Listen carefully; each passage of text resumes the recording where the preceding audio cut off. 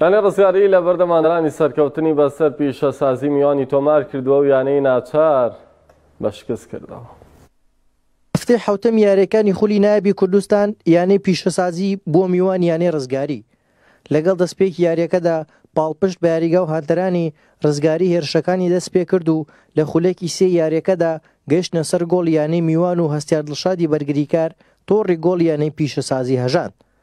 لە گێمی یەکەمدا ڕزگاری باڵادەست بوو، چەندان هەلی دیکەی گۆڵ تۆمارکردنیان بۆ ڕەخسا، بەڵام نەیانتوانی سوود لەو هەلانە وەربگرن. لە بەرامبەردا یانەی پیشەسازی لە خولێکی سێمی زیادکراوی گێمی یەکەمدا توانیان گۆڵی یەکسان لە ڕێگەی نیعمەت عارفەوە تۆمار بکەن. گێمی یەکەم بەم ئەنجامە کۆتایی هات.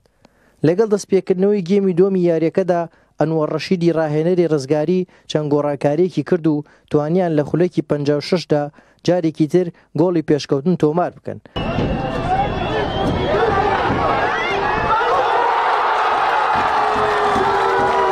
ئەم گۆڵەیان لای محەممەد حەمیدەوە تۆمار کرا.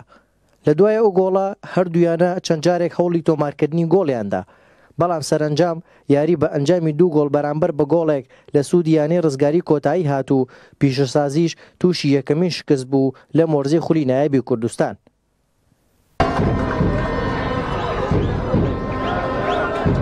بەڕاستی ئێمە دەمانزانی ئەمڕۆ ئەو یاری ئاسان نییە بە حکمیەوەی ڕزگاری لە ناو یاریگای خۆی بە ئاسانی خاڵ لە دەست نادا. دەمانزانی یاریەکی قورسە بۆ ئێمە هەموو ئامادەکاریەکمان کرد بوو کە نەتوان بە هیچ شێوەیەک خاڵ لە دەست نەدەین، بەڵام ئەمڕۆ تیپەکەمان وەکو پێویست یاری نەکرد. ئەوان زۆر لە ئێمە باشتر بوون، توانیمان گۆڵی بەرامبەر بینەوە، بەڵام پەلەپەلی یاریزانەکانمان و وای کرد نەتوانین گۆڵی بەرامبەر بینەوە. بەڵام هۆکاری سەرەکیمان ئەوەیە لەو یاریانەی ڕابردوو جوودێکی زۆرمان سەرف کرد. یاریزانەکان لاون تازەنا خیبرەیان وەکو پێویست نییە. ئەمڕۆ ئێمە وەکو یانەی وەرچی ڕزگاری بەڕاستی یاریە باشمان کرد، هەم بە ئاس و هەم بە ئەنجام توانیمان یاریەکە ببینەوە. بڵێ یاریگای خۆمان بوو تقریبان بڵێن ئەمساڵ یەکێک بوو لە باشین یاریەکانی یانەی وەرچی ڕزگاری.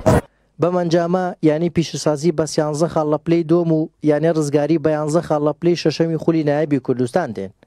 هارون ڕەشید، کەناڵی ئاسمانی پەیام، کەلار.